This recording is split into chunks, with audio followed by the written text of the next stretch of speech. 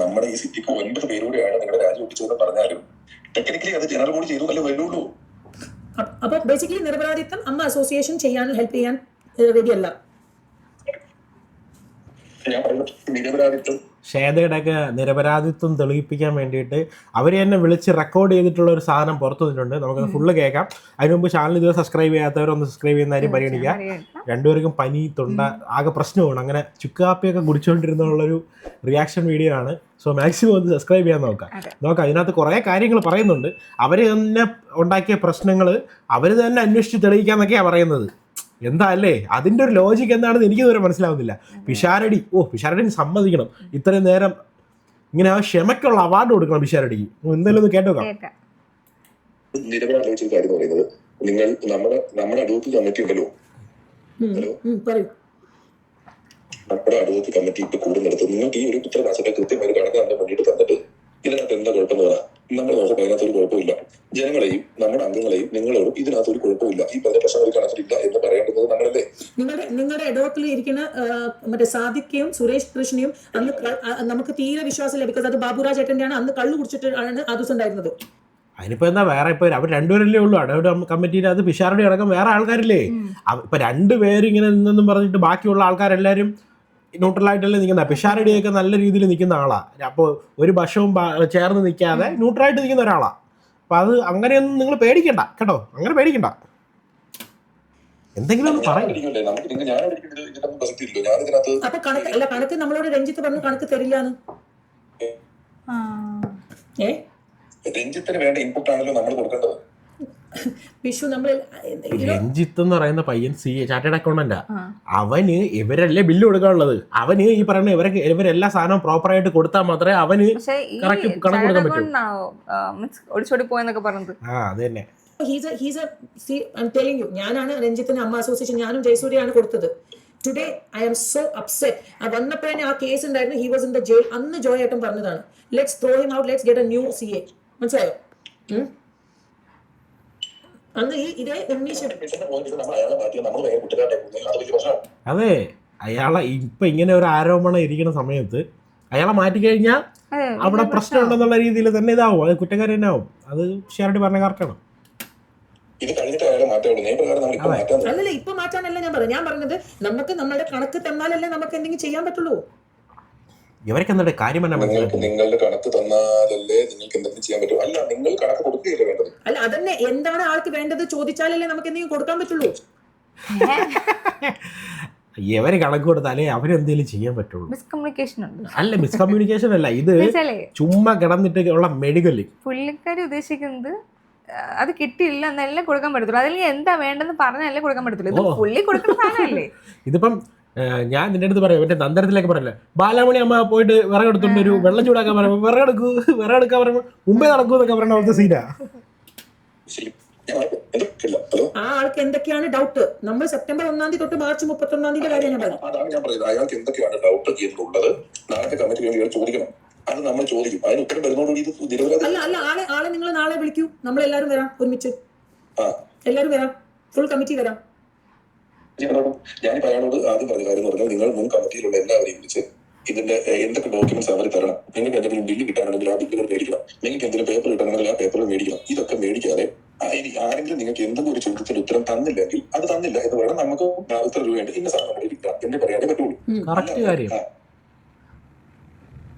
ഒരു സംഭവം ഓക്സിജൻ കാര്യം 8-10 മൊബൈൽ ഒരു ലാപ്ടോപ്പ് കൊടുത്തിട്ടുണ്ട് മേടിച്ചമ്മയുടെ ഓഫീസിൽ കൊണ്ടുവരണം. അഡ്വക്കേറ്റ് കമ്മിറ്റിയുടെ ഞാൻ പറഞ്ഞു, ഇത് മേടിച്ച് അമ്മയുടെ ഓഫീസിൽ കൊണ്ടുവയ്ക്കുന്ന ഉത്തരവാദിത്വം നമ്മളെ അല്ലാതെ പോലീസിന്റെ പണിയാണ്. വേണമെങ്കിൽ 19 രൂപ പോക്കറ്റ് മൊബൈൽ ഇട്ടിട്ടുണ്ടല്ലോ. ഫോർ എക്സാമ്പിൾ, ഇവൻ ഈ മൊബൈൽ എങ്ങനെ തനിക്ക് തരും? നിങ്ങൾ എങ്ങനെ ഇത് മേടിച്ച് അമ്മയുടെ ഓഫീസിൽ കൊണ്ടുവയ്ക്കും? അപ്പൊ നമ്മൾ ചെയ്യേണ്ടത് എന്താണ്? ഈ 8 മൊബൈൽ അമ്മയുടെ കമ്പനിക്ക് കിട്ടിയിട്ടുണ്ട്. ഇതിൽ ഇന്ന ആളുകൾ ഇത് തിരിച്ചു തന്നു, ഇന്ന ആളുകൾ തന്നിട്ടില്ല എന്ന് ജനറൽ ബോഡിയിൽ പറയുന്നത്. അല്ലാതെ തരാത്തവന്റെ വീട്ടിൽ പോയി കോൺട്രാക്ട് ചെയ്യുന്ന പറയാനൊന്നും നമുക്ക് പറ്റില്ല. അത് പറ്റുള്ളൂ. അപ്പൊ അതേപോലെ തന്നെ ഞാൻ ഈ CA-കാരോട് പറഞ്ഞു, നിങ്ങൾക്ക് കഴിഞ്ഞ കണക്ക് ഇവിടെ കൊടുക്കാൻ പറ്റാതായിട്ടുണ്ടെങ്കിൽ അതിന്റെ കാരണങ്ങൾ എന്താണെന്ന് നോക്കി നിങ്ങൾ കഴിഞ്ഞ കമ്മിറ്റിയിലുള്ള അംഗങ്ങളോട് എന്തെങ്കിലും ബിൽ കണക്ക് കറക്റ്റ് കൊടുക്കാൻ പറ്റാത്തെന്ന് വെച്ചാൽ ഇവരെ കയ്യിലുള്ള ബില്ലുകളും കാര്യങ്ങളും ഇവർ കറക്റ്റ് ആയിട്ട് അയാൾക്ക് കൊടുത്തല്ലേ ചെയ്യാൻ ആരൊക്കെയാണ് പറ്റും. കൊടുക്കാത്തെന്നുള്ളത് കറക്റ്റ് പറയാം. ഇപ്പൊ ഒന്നിച്ചാണ് കൊടുക്കുന്നെങ്കിലും എല്ലാവരും പേര് പറയാൻ പറ്റും. വിളിച്ചിരുത്തിട്ട് അവരുടെ അടുത്ത് ചോദിക്കുക എന്തൊക്കെയാണ് നിങ്ങൾക്ക് വേണ്ടത്, കണക്ക് തരാൻ വേണ്ടിയിട്ട് നിങ്ങൾക്ക് എന്തൊക്കെ വേണമെന്ന് ചോദിക്കുക. അപ്പൊ ഇന്ന കാര്യങ്ങളൊക്കെ വേണമെന്ന് പറയാം. ആ സാധനങ്ങൾ ഇപ്പൊ ഈ പറയുന്ന ശ്വേതാമേനോനോ ലക്ഷ്മിപ്രിയോ അവരുടെ ഭാഗത്ത് നിന്നൊക്കെ കൊടുക്കാനുള്ളവർ ആ കറക്റ്റ് ബില്ലും കറക്റ്റും കൊടുക്കുക, കണക്കെല്ലാം ക്ലിയർ ആവും. അതാണ് ചെയ്യാനുള്ളത്. ക്ലാരിഫിക്കേഷൻസ് വേണമെങ്കിൽ അത് മേടിച്ച് കറക്റ്റ് ആക്കി തരിക. അല്ല അപ്പൊ നിങ്ങൾക്ക് അല്ല ഒരു മിനിറ്റ് നിങ്ങൾക്ക് ഉണ്ണീഷ് ഇപ്പാല് മറ്റേ ഈ ലാപ്ടോപ്പും ഫോണും തന്നു എന്ന് പറഞ്ഞു. ലാപ്ടോപ്പും ചുമ്മാ ഓരോ നിട്ടോ കേട്ടാ. അമ്മ ഫോണും ലാപ്ടോപ്പും തിരിച്ചു തന്നിട്ടുണ്ട് എന്ന് പറഞ്ഞു ആർക്ക് മറ്റേ അഡ്വോക്ക് കമ്മിറ്റിക്ക്. ഉണ്ടെന്ന് പറഞ്ഞില്ല. ഞങ്ങൾക്ക് അവിടെ പാസ്പോർട്ട് പോലും കിട്ടിയിട്ടില്ല. പിന്നെയാണ് ഒരു താക്കോലൊന്നും കിട്ടിയിട്ടില്ല. ഞങ്ങൾക്ക് അതിന്റെ ഓഫീസിൽ കുപ്പ വെച്ചിട്ട് മുറിയുടെ താക്കോൽ പോലും കിട്ടില്ല. ഈ ബാങ്കിന്റെ ഇതൊന്നും മാറാൻ സീൽ അടിക്കാൻ വേണ്ടിയിട്ട് ആ സീൽ കിട്ടിയിട്ടില്ല. അല്ല നമ്മൾ കൈനീട്ടെല്ലാം അയച്ചു കഴിഞ്ഞു. കൈനീട്ടെല്ലാം അയച്ചു കഴിഞ്ഞു പിഷു. കൈനീട്ടം അയച്ചു കഴിഞ്ഞു. ഞാൻ അത് തന്നെ പറഞ്ഞത്. അപ്പൊ ഇവര് ഫോൺ മേടിച്ചുകൊണ്ട് വരാൻ പറഞ്ഞു.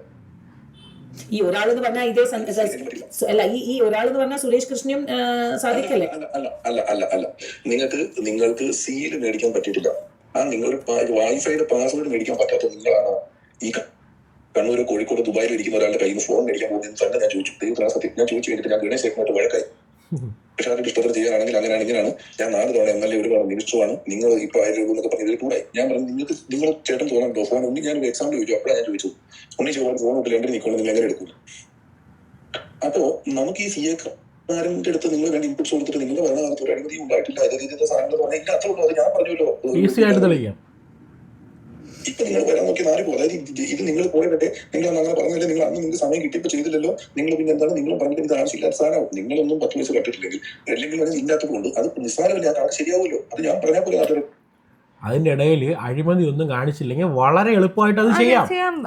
ഈസി ആയിട്ട് ചെയ്യാം. എല്ലാത്തിനും ബില്ലുകൾ കാണും, ഇല്ലാത്തത് ട്രാൻസ്ഫർ ചെയ്തതിന്റെ അക്കൗണ്ട് സ്റ്റേറ്റ്മെന്റുകൾ കാണും. ഇതെല്ലാം എടുത്തിട്ട് അയാൾക്ക് വേണ്ട സാധനങ്ങൾ കൊടുക്കുക. നിങ്ങളെ ഭാഗം ഈ പറയുന്ന സമയമുണ്ടല്ലോ, മാർച്ച് തൊട്ട് സെപ്റ്റംബർ തൊട്ട് മാർച്ച് വരും, അങ്ങനെ എന്തൊരു ടൈം ലൈൻ ആണ് ഇവർ പറയുന്നത്. ആ ടൈമിലുള്ള മാത്രം നിങ്ങൾ ക്ലിയർ ആക്കിയാൽ മതി. ഇപ്പം കുറച്ച് ഒരു ഇത്രയും കമ്മിറ്റിയിൽ കുറച്ച് ആൾക്കാരില്ലേ, രണ്ട് പേര് വെച്ചിട്ട്. അല്ല, ഇവര് പറയുന്നത് വെച്ചാൽ മുമ്പുള്ള ആൾക്കാർ ഭരിച്ചതിന്റെ പ്രശ്നങ്ങൾ കാരണം അവരുടെ കണക്ക് ശരിയില്ലാത്തതുകൊണ്ട് ഇവർക്ക് കറക്റ്റ് കണക്ക് കൊടുക്കാൻ പറ്റുന്നത്. അത് നിങ്ങൾ നോക്കണ്ട, നിങ്ങളുടെ ഭാഗം ക്ലിയർ ചെയ്യുക. അത് ക്ലിയർ ചെയ്താൽ മതിയല്ലോ. അപ്പൊ നിങ്ങൾ നിരപരാധിയാണെന്ന് തെളിയുമല്ലോ. അന്ന് പറയുന്ന ദിവസം നിങ്ങൾക്ക് വരണമെങ്കിൽ നിങ്ങൾ വരും. എന്താ കുഴപ്പം? നമ്മൾ എന്നൊരു പത്രസമ്മേളനം, ഞങ്ങൾ ഇത്ര ദിവസമായിട്ട് പത്രസമ്മേളനം വിളിക്കാൻ എന്താണ് നിങ്ങൾ ഇതേ പറഞ്ഞ കാരണം കൊണ്ടാണ്. അപ്പൊ നിങ്ങൾക്ക് വരണമെന്നുണ്ടെങ്കിൽ വരാം. ആരും നമ്മുടെ ശത്രുവിനും നമുക്കില്ല, നമുക്ക് നന്നായിട്ട് പോകുന്നുള്ളൂ.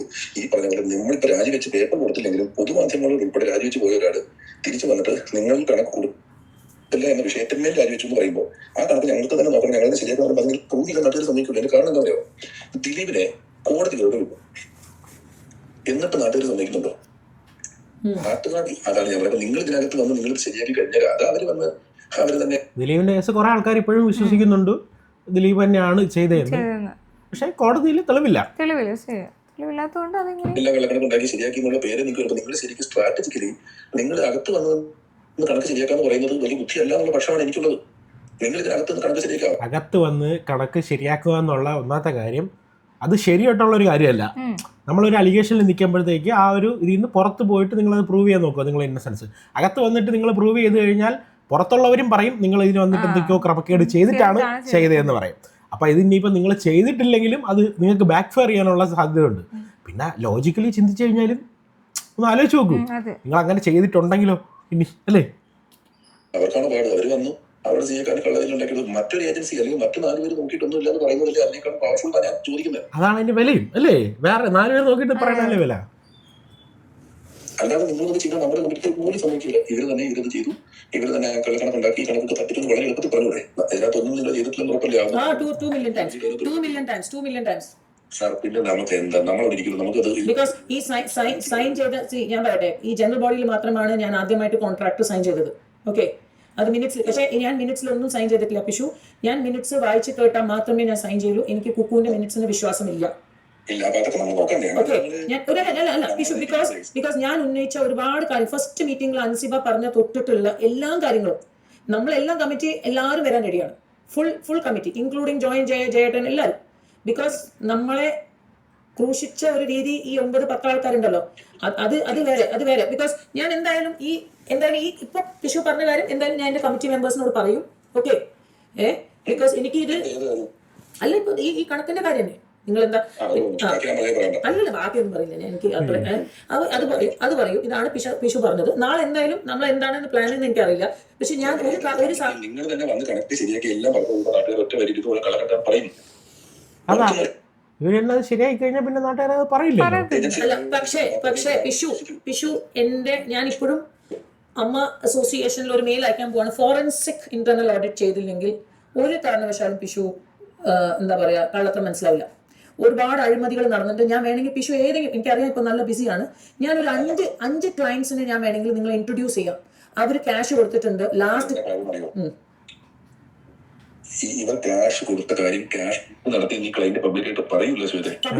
ഞാൻ പിഷുവിനോട് പറയാണ് അത് കറക്റ്റ് ആണ്. അതെനിക്ക് അറിയാലോ. ഇത് ഞാൻ പറയുന്ന പ്രശ്നം എന്താണെന്ന് അറിയാമോ? 2 ലക്ഷത്തിന് വേണ്ടി ഒരാൾ ക്യാഷ് കൊടുത്തു ഒരിക്കലും ഒരു മറ്റൊരാൾ സമ്മതിക്കില്ല. പക്ഷെ 2 ലക്ഷത്തിന് കൊടുത്ത ഒരുപാട് ആൾക്കാരുണ്ട്. 2 ലക്ഷം 3 ലക്ഷം കൊടുത്തിട്ട് 1 ലക്ഷം പറയില്ല. അല്ല അത് അറിയാം. അമ്മയിൽ പലതും ബാർട്ടർ സമ്പ്രദായമായിരുന്നു. അല്ല ഇങ്ങോട്ടൊരു ഉപകാരം ചെയ്യുമ്പോൾ അമ്മയിലോട്ടൊരു അങ്ങനത്തെ കുറെ പ്രശ്നങ്ങളുണ്ട്. അതുകൊണ്ട് അവരാരും അമ്മയുടെ അകത്ത് ഇതേപോലത്തെ കുറെ കള്ളത്തരങ്ങളും കള്ളക്കളികളൊക്കെ ഉണ്ട്. ഇങ്ങനെയുള്ള ഓരോ പ്രശ്നങ്ങൾ വരുമ്പോഴാണ് ഇതൊക്കെ പതുക്കെ പുറത്തു വരുന്നത്. വീട്ടിൽ വെച്ചു ഇത് നമുക്ക് എങ്ങനെ പ്രൂവ് ചെയ്യാൻ പറ്റും? അറിയാം, നമുക്ക് എല്ലാവർക്കും അറിയാം ഇത് ചെയ്തിട്ടുണ്ട്. ഇതെങ്ങനെ പ്രൂവ് ചെയ്യും? ഒന്നും ചെയ്യാൻ പറ്റത്തില്ല. അപ്പൊ ഞാൻ പറഞ്ഞത് ഇതിൽ നടത്തിയിട്ടുണ്ട്. നടത്താൻ കഴിവുള്ള കമ്മീഷൻ മേടിച്ചിട്ടും അത് ഇല്ലാതെ കൊണ്ടുപോയിട്ടുണ്ട്. പക്ഷെ നമ്മൾ കണക്കെടുത്ത് നോക്കിക്കഴിഞ്ഞാൽ ഇതിനകത്ത് വിഷയങ്ങളിൽ പറയുന്ന സാധനങ്ങൾ കണക്കനുസരിച്ച് തിരിച്ചാൽ ഒരു ചാരിറ്റബിൾ ട്രസ്റ്റിന് ചെയ്യാൻ പാടില്ലാത്ത കാര്യങ്ങൾ ഇതിനകത്ത് വരും. ഡോക്ടർ റോണി വിഷ്ണു ഉണ്ണികൃഷ്ണന്റെ കമ്പനി GST തന്നില്ലെന്ന് പറഞ്ഞു. പക്ഷേ ചാരിറ്റി സംഘടനകൾക്ക് GST വേണ്ടെന്നാണ് കേട്ടിട്ടുള്ളത്. എക്സ് കാറ്റഗറി എന്ന് പറയുന്ന ഒരു കാറ്റഗറിയിൽപ്പെട്ട മരുന്നുകൾക്ക് പ്രിസ്ക്രിപ്ഷനിലുള്ള ആളുടെ പേരിൽ മാത്രം ബില്ലടിക്കാവൂ. ഞാൻ മനസ്സിലാക്കുന്ന കാര്യങ്ങൾ പറയുന്നത്. അപ്പൊ മരുന്നുകൾക്ക് ബില്ല് അമ്മയുടെ പേരിൽ അടിക്കാൻ പാടില്ല. 2 ചാരിറ്റി ചെയ്യുന്നതിന് GST ക്ലെയിം ചെയ്യാൻ പാടില്ല. റോണി വന്നിരുന്ന് ഭയങ്കര വെളുപ്പിക്കലായിരുന്നു. റോണി വന്നിട്ട് പറയാണ് സിനിമ സെറ്റിൽ ഡ്രഗ്സ് എന്ന് പറയുന്ന ഒരു സാധനം റോണി കണ്ടിട്ടേ ഇല്ല, അങ്ങനെ ഇത്രയും സിനിമയിൽ അഭിനയിച്ചിട്ട് അങ്ങനെ ഒരു സംഭവമേ ഇല്ലെന്നുള്ള കാര്യമായിട്ട് റോണി പറഞ്ഞത്. പക്ഷേ റോണി ഈ പറയണ അഭിനയിച്ചിട്ടുള്ള ഉണ്ട അടക്കമുള്ള സിനിമ ഡയറക്റ്റ് ചെയ്ത ഖാലിദ് റഹ്മാനെയൊക്കെ കഞ്ചാവും ബാക്കിയുള്ള സാധനങ്ങളൊക്കെ പൊക്കിയിട്ടുള്ള വീഡിയോസും ന്യൂസും ഒക്കെ വന്നിട്ടുള്ള ഒന്നും റോണി ഇതുവരെ കണ്ടിട്ടില്ലേ? ഇവരാരും അപ്പൊ ഉപയോഗത്തിനാണ് ഈ പറയുന്നത്. കമന്റ്സ് നോക്കിയാറുണ്ട് എല്ലാരും പറയുന്നുണ്ട് വെറും കള്ളത്തരാണോ പറയുന്നത്, വെളുപ്പിക്കാൻ വേണ്ടിയിട്ട് വന്നിരുന്നിട്ട് ഓരോ കാര്യങ്ങളൊക്കെ പറയായിരുന്നു റോണി ഈ പറയണ അങ്ങനെ ഒരു ഇന്റർവ്യൂ കൊടുക്കേണ്ട ആവശ്യം എന്തായിരുന്നു? റോണിയെ കുറിച്ച് ഒന്നും പറഞ്ഞില്ല. അപ്പൊ റോണി വന്നിരുന്നിട്ട് ഭയങ്കര ഒരു വെളുപ്പിക്കൽ പരിപാടിയായിട്ടാണ് അത് കണ്ടപ്പോൾ തോന്നിയത്. അത് എടുത്ത എനിക്കൊന്നും റിപ്പോർട്ടറിന്റെ ഇതിലങ്ങനെയാണ് വന്നത്. കണ്ടിട്ടില്ലെങ്കിൽ നിങ്ങളൊന്ന് കണ്ടുനോക്ക്. വിഷ്ണുവിന്റെ കമ്പനി GST തന്നില്ലെന്ന് റോണി ഭയങ്കര സ്ട്രോങ് ആയിട്ട് ഒരു ദിവസം എന്നോട് പറഞ്ഞു. ഞാൻ ഉടനെ ഇതുമായി ബന്ധപ്പെട്ട് അന്വേഷിച്ചു. അത് നല്ല GST കൊടുക്കുന്നുണ്ട്. ഒരു പർട്ടിക്കുലർ മരുന്നുകൾ സാധനങ്ങൾ അതിന് ഇതിന് പ്രിസ്ക്രിപ്ഷൻ ഉള്ള അയാളുടെ പേരിൽ ഞങ്ങൾ ബില്ല് ജനറേറ്റ് ചെയ്താൽ മാത്രമേ ഞങ്ങൾക്ക് GST കൊടുക്കാൻ പറ്റൂ. ചാരിറ്റബിൾ സംഘടന GST എടുക്കാൻ പാടില്ല. ഇപ്പൊ റോണി മറ്റൊരു സാധനം മാറില്ലേ? ഇങ്ങനെ ഓരോ സ്ഥലങ്ങളിൽ നമ്മൾ ഇപ്പൊ പറയുന്നത്, അതായത് ഇപ്പം അപ്പൊ പിന്നെ എന്തുകൊണ്ടാണ് നമ്മുടെ CA പറഞ്ഞത് ഓരോ കാര്യത്തിനും നമ്മൾ GSTയും TDSും ചെയ്യണമെന്ന്? ഈ ശ്വേതയ്ക്കൊന്നും ഒരു വക അറിഞ്ഞൂടെന്നാണ് തോന്നുന്നത്. ഒരു പുണ്ണാക്കം അല്ലാത്തവരെയൊക്കെ പിടിച്ചിട്ട് അമ്മയുടെ പ്രസന്റ് ആക്കി വെച്ചിട്ട് ഏറ്റവും വലിയ പ്രശ്നം ഒന്നും അറിയത്തില്ല. അതുകൊണ്ട് പെട്ടുപോയതാണ്. എനിക്ക് എന്റെ മനസ്സിലാകുമ്പോൾ അറിയത്തില്ല. ശ്വേത ടിനിക്ക് വേണ്ടി അൻസിബയോടും ടിനിയുടെ വക്കീലോടും ടിനിയോട് സംസാരിച്ച സമയം ഉണ്ടായിരുന്നെങ്കിൽ എന്റെ ജീവിതം നന്നായ. ഇതിന്റെ ഉദാഹരണം പറയാം. അൻസിബയും ടിനിയും തമ്മിലുള്ള വഴക്കിൽ ബാക്കി എല്ലാ കേസും കേസ് എന്നിട്ട് ഈ ഒറ്റ കാര്യം ഞാൻ പറഞ്ഞു എന്ന ഒറ്റ കാര്യം കൊണ്ട് അൻസിബ ഫയൽ ചെയ്തില്ല. അവസാനം നാളെ കോടതിയിൽ ഹാജരാകുന്ന ദിവസമായി വക്കീൽ കേൾക്കുന്നുണ്ടോ? ആ വക്കീലിന്റെ ദിവസം ഞാൻ അൻസിബയുടെ വക്കീലിനെ വിളിച്ചു. ഞാൻ പറഞ്ഞറിയില്ല. അൻസിബയുടെ വക്കീലിനെ വിളിച്ച് സംസാരിച്ചത് ഞാൻ പറഞ്ഞു, ചേട്ടാ ഇത് ഓവർ ഹിയറിംഗ് കേസാണല്ലോ. നാളെ ഒരു 4 കൊല്ലം കഴിഞ്ഞിട്ട് ടിനിറ്റോമിനെതിരെ തെളിവില്ലെങ്കിൽ ഈ ടിനിറ്റോ വെറുതെ കിട്ടാൻ അന്ന് അൻസിബ 4 ജോലി ചോദിച്ചു. ഇയാൾ ഒറ്റ ഷൗട്ട് ചെയ്തു, നിങ്ങൾ 4 കൊല്ലം കഴിഞ്ഞാൽ ഞാൻ ഈ കേസ് തോറ്റു പോകുന്നത് എന്ത് ന്യായം വെച്ചാൽ ഐ ഹാവ് ദ പ്രൂഫ്, നിങ്ങൾക്ക് എന്തെല്ലോ അറിയാം. അങ്ങനെ ഇങ്ങനെ കുറെ നേരം ഉണ്ടാകുന്നു. ഞാൻ ചോദിച്ചു, ചേട്ടാ കോർട്ടിലെ കേസ് നടന്നില്ലേ 1% ചാൻസ് ഉണ്ടാക്കി തരാൻ പറ്റുമോ നോക്കാം? അതുണ്ട്. സംഭവിക്കുന്നെങ്കിൽ നിങ്ങൾ എന്ത് ചെയ്തു ചോദിച്ചു. അത് കഴിഞ്ഞിട്ട് ഞാൻ ടിനിയുടെ വക്കീലിനെ വിളിച്ചു. ടിനി എന്നോട്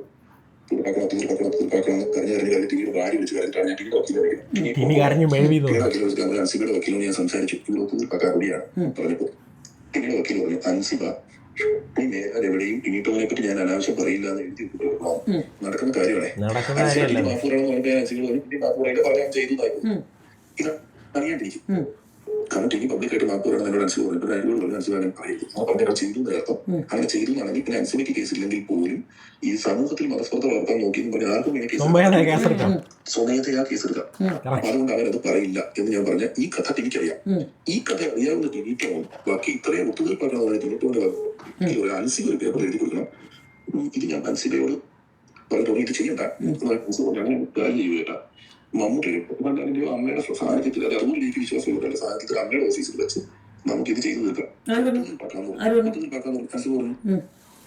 ഒത്തുതീർപ്പാക്കാം. ഞാൻ ഒന്നുകൂടെ മോഹൻലാൽ ജർമ്മനി ചെന്നൈയിലോ 2 ദിവസം അതൊക്കെ പറഞ്ഞു കഴിയുമ്പോഴത്തേക്കും ഞാൻ വീണ്ടും ടൈമായി കോടതി വിളിക്കുമല്ലോ ദിവസങ്ങൾ ഫയൽ ചെയ്തിട്ടേക്കല്ലേ. അൻസിബ ഇന്നലെ കൊണ്ടുപോയി അതും കൂടെ കേസാക്കി. എന്നെ വിളിച്ചിട്ട് പറഞ്ഞു അതെന്താ നിങ്ങളന്ന് പറഞ്ഞിട്ട് കൊടുക്കും. ഞാൻ വിളിച്ചിട്ട് അന്ന് ഞാനത് എങ്ങനെയും തീർക്കാൻ പോകുമ്പോൾ നിങ്ങളുടെ വക്കീലാണ് പറഞ്ഞ അൻസിബ എഴുതി കിട്ടുമല്ലോ. എവിടെയും കൊണ്ടൊരു പേപ്പർ വക്കീലന്മാർക്ക് ഒരു പ്രശ്നമുണ്ടേ. സാധാ കേസ് നമ്മളൊരു കേസായിട്ട് വക്കീലിൻ്റെ അടുത്ത് പോയതിൻ്റെ ഒരു എക്സ്പീരിയൻസ് ഉണ്ട്. അത് ഭയങ്കര ശോകമായിരുന്നു. യുവമാർ നൈസായിട്ട് നമ്മളിൽ നിന്ന് പൈസ വാങ്ങിച്ചിട്ട് അപ്പുറത്തെ സൈഡിൽ നിന്ന് പോയിട്ട് അവിടെ നിന്ന് പൈസ വാങ്ങിച്ചിട്ട് നൈസായിട്ട് ഉള്ള പരിപാടികളൊക്കെ കുറേ ഉണ്ട്. പക്ഷേ സെലിബ്രിറ്റീസ് വരുമ്പോൾ എന്ത് ചെയ്യുമെന്ന് അറിയാമോ, ഇവരൊക്കെ ഒരുപാട് ഈ സെലിബ്രിറ്റി കേസ് വരുമ്പോഴത്തേക്ക് ഇവരൊക്കെ നല്ല എക്സ്പോഷർ കിട്ടും. വക്കീലന്മാർക്ക് വല്ലപ്പോഴാണ് കിട്ടുന്ന ഒരു അവസരം അവന്മാരത് മുതലെടുക്കും, നന്നായിട്ട് മുതലെടുക്കും. ഞങ്ങൾക്ക് രണ്ടിനും അങ്ങോട്ടും ഇങ്ങോട്ടും പരാതിയില്ല ഉൾപ്പെടുന്നതിന് പകരം ഈ വക്കീലന്മാർക്ക് സെലിബ്രിറ്റി കേസ് കിട്ടിയത് അവർ വീട്ടില്ല, ആഘോഷിക്കും. ഇത് ഞാൻ ചോദിക്കട്ടെ, നമ്മൾ മാന്യത കൊണ്ട് സന്തോഷം കൊണ്ട് നിങ്ങൾ ടിവിയെ പബ്ലിക്കായിട്ട് സപ്പോർട്ട് ചെയ്ത ആളാണ് നിങ്ങൾ പറഞ്ഞിട്ടില്ലേ? വാക്കൊക്കെ മാറ്റി.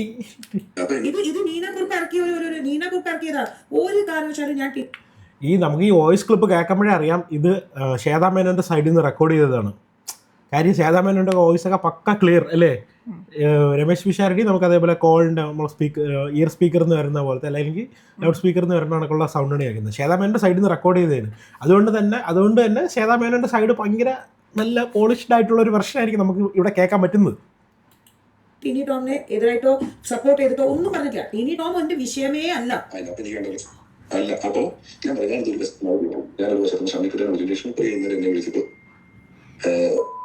പെണ്ണിന്റെ കൂട്ടത്തിൽ ദുബായി പോയ കഥയും ഞാൻ ആത്മഹത്യക്ക് ശ്രമിക്കാൻ പോയി ലക്ഷ്മി പ്രിയ നിൽക്കുന്നു. ലക്ഷ്മിപ്രിയ ആത്മഹത്യക്ക് ശ്രമിക്കാൻ പോയി. ലക്ഷ്മിപ്രിയ വേറെ ഏതോ ഒരു പെണ്ണിന്റെ പേര് പറയും, പക്ഷെ അത് മ്യൂട്ടാക്കി. അതാരാ എനിക്കൊന്ന് ഒരു ഫോട്ടോ കാണിച്ചില്ലേ, നേരത്തെ ഇടയ്ക്ക് ഒരു ഫോട്ടോ കാണിച്ചിട്ടുണ്ടായിരുന്നു, ആ പുള്ളിക്കാരിയാന്ന് തോന്നുന്നു. അപ്പൊ ഈ പറയുന്ന പോയെന്നുള്ള രീതിയിൽ ആത്മഹത്യക്ക് ശ്രമിക്കാൻ നോക്കി. അക്ക ആത്മഹത്യക്ക് ശ്രമിച്ചത് കേട്ടോ. ഞാനിതെല്ലാം ഒരു സൈഡിൽ കൂടെ നീക്കി പിടിക്കുന്നുണ്ട്. ഇതിന്റെ എല്ലാം വെച്ച് എന്റെ തോന്നിച്ചിട്ട് നിങ്ങളുടെ നിരപരാധിത്വം എന്ന് പറയുന്നത് നമ്മുടെ കമ്മിറ്റിയിലിരുന്ന് ഞങ്ങൾക്ക് ഒരു കണക്കിൽ ഒരു തെറ്റും കിട്ടാതിരുന്നിട്ട് അതിൽ തെറ്റുമില്ല എന്ന് ഞങ്ങൾ പറയുന്നതാണ് നിങ്ങൾ പൂർണ്ണമായ നിരപരാധികളാകുന്നത്. നിങ്ങൾ തിരിച്ചു കയറി അന്വേഷിക്കാൻ എന്ന് പറഞ്ഞാൽ സമ്മതിക്കില്ല ഇവിടുത്തെ ആളുകൾ. നിങ്ങൾ അടുത്ത കമ്മിറ്റിക്ക് ഈ പറഞ്ഞ കഴിഞ്ഞ കമ്മിറ്റി ഈ കമ്മിറ്റിക്ക് എന്താ 2 നിയമങ്ങളുള്ള ചോദ്യം വാലിഡാണ്. നിങ്ങളൊരു കോർട്ട് വഴി പോയാൽ അത് വാലിഡാണ്, 100% വാലിഡാണ്. അതിനൊരു സംശയമില്ല. പക്ഷെ നിങ്ങൾ കോർട്ട് വഴി പോയില്ലെന്ന് എനിക്കറിയത്തില്ല. പിഷു എന്റെ ഇതെന്താ അറിയോ, ഈ ഞാനൊരു കാര്യം പറയട്ടെ പിഷു, ഈ നമ്മൾ ഈ എനിക്ക് ഞാൻ കാര്യം പറയാം. ഈ അമ്മ അസോസിയേഷൻ എന്ന് പറഞ്ഞാൽ കുറച്ച് ആൾക്കാർക്കേ ഉള്ളൂ വികാരം, മനസ്സിലായോ? എനിക്കിതൊരു വികാരമാണ്. I am very proud because സിൻറ്റ പോലെ ഒരു അസോസിയേഷന്റെ ഭാഗമാണ് ഞാൻ. ഈ കുറച്ച് ആൾക്കാരുടെ വികാരം എന്ന് പറയുമ്പോൾ ഈ അസോസിയേഷനകത്ത് ഇതേപോലെയുള്ള പല പല മതവികാരങ്ങളൊക്കെ കൊണ്ടുവരുത്താനൊക്കെ ശ്രമിക്കുമ്പോഴത്തേക്ക് ഇങ്ങനെയുള്ള കാര്യങ്ങളൊക്കെ ശ്രദ്ധിക്കണം. കാര്യം അങ്ങനെ ഒരു ആരോപണം ഭയങ്കര എനിക്കറിയാം അവർ ഒരു കുന്തും ചെയ്യാറില്ല. അതുകൊണ്ടാണ് ഞാൻ ഇത്രയും ദിവസമായിട്ട് ഇത്. പക്ഷെ ഓരോ ദിവസവും ഈ പെൺകുട്ടി അമ്മ അസോസിയേഷന്റെ ഒരു മെമ്പറായ എന്നെ അപ്പോൾ ഞാൻ അമ്മ പുറത്തായി എന്ന് നിങ്ങൾ വിചാരിക്കുന്നുണ്ടെങ്കിൽ എന്ത് വേണമെങ്കിൽ ചെയ്യാം, അപ്പൊ ശ്വേതയ്ക്ക് എന്ത് വേണമെങ്കിൽ ചെയ്യാം എന്നുള്ള ഒരു ഫ്രീഡം തന്നാൽ ഞാൻ ഇപ്പൊ ഇറങ്ങാം ഈ രംഗത്ത്. പക്ഷെ ഞാൻ എന്തുകൊണ്ടാണ് മിണ്ടായെങ്കിൽ ഈ എല്ലാ ദിവസവും ഇന്ന ഇതേ അല്ല. അത് പിഷു ഞാൻ ഇപ്പോഴും പറഞ്ഞത്, ഞാൻ ഇപ്പൊ ലാലേട്ടൻ റിസൈൻ ചെയ്തു എന്ന് എഴുതി തന്നിട്ടുണ്ട്, മനസ്സിലായോ? When he left as a from presidentship. അപ്പൊ ഞാൻ ഇതുവരെയും തന്നിട്ടില്ല. എവിടെ തന്നു, ആർക്ക് കൊടുത്തു? ഇറങ്ങി പോയതേ ഉള്ളൂ പറഞ്ഞിട്ട്. ഞാൻ ഇതുവരെയും അല്ലാതെ എന്റെ കമ്മിറ്റിന്റെ ഒരു മെമ്പറും, എന്റെ കമ്മിറ്റി മെമ്പർ ആണെങ്കിലും ആരാണെങ്കിലും അപ്പൊ ആരും സൈൻ ചെയ്തിട്ടില്ല, ഒരാളും സൈൻ ചെയ്തിട്ടില്ല. ഈ സൈൻ ചെയ്യുന്ന ഞാൻ ഇപ്പോഴും പറയുന്നത് അതുകൊണ്ടാണ് ഞാൻ ഒരു കാരണവശാലും എനിക്ക് വിശ്വാസം ഇല്ലാത്തതിന്റെ ഒരു ഇത് ദാറ്റ് ഇത് നമ്മൾ സൈൻ ചെയ്ത് എല്ലാം തന്നു കഴിഞ്ഞാൽ നാളെ നിങ്ങൾ പറയും നിങ്ങളല്ലേ തെറ്റ് ചെയ്തത് എന്ന് പറഞ്ഞാൽ അല്ല, അത് ഞാൻ റിസൈൻ ചെയ്യുന്നു എന്ന് പറഞ്ഞിട്ട് ഇറങ്ങി പോയത്. ബാക്കിയെല്ലാം റിസൈൻ ചെയ്തു എന്നുള്ള രീതിയിലാണ് പറഞ്ഞ് ഇതായത്. ചെയ്തിട്ടില്ല, ലെറ്റർ കൊടുത്തിട്ടില്ല. അതിന് ഞാൻ ഒരു കാരണവശാലും I will not take that risk. അത് എന്റെ ജീവിതത്തിൽ എന്റെ പേഴ്സണൽ ഞാൻ ഇതിനകത്ത് വിഷയം എന്താണെന്ന് വെച്ച് കഴിഞ്ഞാൽ പിന്നെ എവിടുന്നാണ് ഈ BJP-ന്റെ ഒരു ഇത്? സത്യം പറഞ്ഞാൽ ആദ്യമായിട്ട് നിങ്ങൾ എന്നോട് ആ ദിവസം നമ്മുടെ എന്താ തിരുവല്ല പ്രോഗ്രാമിൽ പറഞ്ഞപ്പോൾ ഞാൻ ഓർമ്മയില്ലേ നിങ്ങൾ പറഞ്ഞത്? അന്ന് ഞാൻ പറഞ്ഞതാണ് പിഷു, ഞാൻ BJP ഒന്നും അല്ല. ഇത് എവിടുന്നാണ് ഈ BJP വന്നത്? ഇപ്പൊ ഞാൻ പറയാം കോൺഗ്രസിലെങ്കിൽ എന്നെ മിനിസ്റ്റർ ഞാൻ ചോദിച്ചത്, ഞാൻ ബാബുരാജിനോട് ചോദിച്ചു, നിങ്ങൾ എന്തിനാണ് അവർ BJP-ക്ക് ആളെ കൊടുക്കുന്നത് പറഞ്ഞത്? ഇപ്പൊ ബാബുരാജിനോട് പറഞ്ഞു ഞാൻ അങ്ങനെ പറഞ്ഞിട്ടില്ല. ഞാൻ ചോദിച്ചു, ഞാൻ എന്റെ വീഡിയോ അയച്ചുതരാം. ആ വീഡിയോയും കൂടെ ഇതിനകത്ത് കൊടുക്കാത്തെന്താ? ആരോപണം ഉണ്ടല്ലോ ഞാൻ പറഞ്ഞത്. ആരോപണം എന്നാണ് പറഞ്ഞത്. ആർക്കെതിരെയും ആരോപണം ഉന്നയിക്കാം. ഞാൻ 1 കോടി എടുത്തിട്ടുണ്ട് കാൻഡിഡേറ്റ്സ് കൊടുക്കാൻ വേണ്ടി. ആരോപണമാണ് സുഹൃത്തെ. ആരോപണം പറഞ്ഞാൽ എന്ത് പറഞ്ഞാൽ അങ്ങനത്തെ ഒരു കാര്യം പറഞ്ഞ പൊതുവേദിയിൽ അങ്ങനെ പറയണമെങ്കിൽ അത് പ്രൂഫ് ഇല്ലാതെ ഞാൻ അതാ പറഞ്ഞ I will see you in the court. ഞാൻ പറഞ്ഞ അന്ന് ഞാൻ ജനറൽ പറയാം. പക്ഷെ ആൾ എന്നെ പേഴ്സണലി പറയുന്നതും പൊതുവേദിയിലും പറയുന്നതും ഓക്കെ ഫൈൻ. ഇതൊക്കെ കട്ട് ചെയ്ത് എന്തിനാ? ഇതൊക്കെ ഇടാത്തെന്താ? ഫുള്ള് ഇടാത്തത്. അല്ലെങ്കിൽ ഇപ്പോ വിഴിഞ്ഞം തുറമുഖത്തിൽ ഉമ്മൻചാണ്ടിക്ക് 6000 കോടിയുടെ അഴിമതി ഉണ്ട് എന്ന് പിണറായി വിജയൻ പറഞ്ഞു.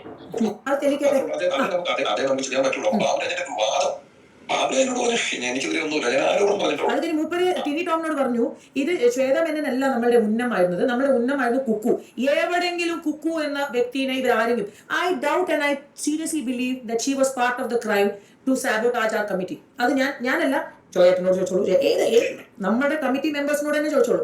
ടുഡേ ഐ എം അല്ല, അത് പെർഫോമൻസ് അല്ല ഞാൻ പറഞ്ഞു. ഞാൻ അല്ല ആ ദിവസം സ്റ്റേജിൽ പറഞ്ഞല്ലോ നമ്മുടെ ട്രഷറർ എക്സ്കോണ്ടർ ആണെന്ന്.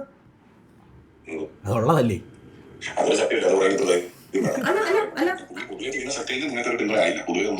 അത് കറക്റ്റാണ്. സി അതൊക്കെ പിഷു ഞാൻ പറഞ്ഞില്ലേ, ചുമ്മാ ഒരു സൈഡിൽ നിന്ന് വെളുപ്പിക്കാനുള്ള ഒരു സാധനം. ഇതിനകത്ത് വേറെ കാര്യമായിട്ടുള്ള ഒന്നുമില്ല. പിഷാരടി കറക്റ്റ് പറയുന്നുണ്ട്, പോയിട്ട് എന്തൊക്കെയാണോ കണക്കുകൾ ക്ലിയർ ആക്കുക. ബാബുരാജ് പറഞ്ഞത് ആരോപണമാണ്, ഇങ്ങനെ ഒരു ആരോപണം. ഇതേപോലെ അമ്പലം പോലത്തുള്ള സ്ഥലത്ത് നിന്നൊക്കെ ഫണ്ടിങ് ഒക്കെ വരുമ്പോഴത്തേക്ക് അതേപോലത്തെ പരിപാടി ആരോപണങ്ങളൊക്കെ വരും. അത് ഫേസ് ചെയ്യാനുള്ള കരുത്തും കൂടെ വേണം. വേറെ ഭാഗത്ത് തെറ്റില്ലെങ്കിൽ അത് കാണിക്കാൻ വേണ്ടി ഒരു സംഭവം പറഞ്ഞു കൊടുത്താൽ അത് പിഷാരടി ഒക്കെ ആയിട്ട് കാര്യം പറയുന്നുണ്ട്. എന്നിട്ട് പിഷാരടി പറയുന്നുണ്ട് നമ്മൾ തമ്മിൽ സംസാരിച്ചാണ്. അപ്പൊ ശ്വേതയും പറയുന്നുണ്ട് അതാണ് ഇത് ശ്വേതയുടെ സൈഡിൽ നിന്ന് തന്നെ പുറത്തു പോയതാണ്. കാര്യം റെക്കോർഡ് ചെയ്തേക്കുന്നത് ശ്വേതയുടെ സൈഡിൽ നിന്ന്. അത് കേൾക്കുമ്പോഴേ അറിയാം, പക്കായിട്ട് അറിയാം. അതിന് അപ്പുറം സൈഡിൽ നിന്ന് പിഷാരടിയുടെ വോയിസ് കേൾക്കുമ്പോഴേ നമുക്ക് അറിയാൻ പറ്റും.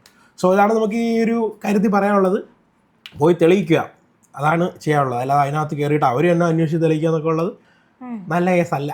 അപ്പോൾ ഇതാണ് നമുക്ക് ഇതിനെക്കുറിച്ച് പറയാനുള്ളത്. അപ്പോൾ ഇതുപോലത്തെ വീഡിയോസ് ആയിട്ട് വീണ്ടും കാണാം. അപ്പോൾ ചാനൽ ഇതുവരെ സബ്സ്ക്രൈബ് ചെയ്യാത്തവരും സബ്സ്ക്രൈബ് ചെയ്യുക. അപ്പോൾ ഓക്കെ, ലൈക്ക് ചെയ്യണം, ഹൈപ്പ് ചെയ്യണം, അതൊക്കെ ചെയ്യണം. ഓക്കെ.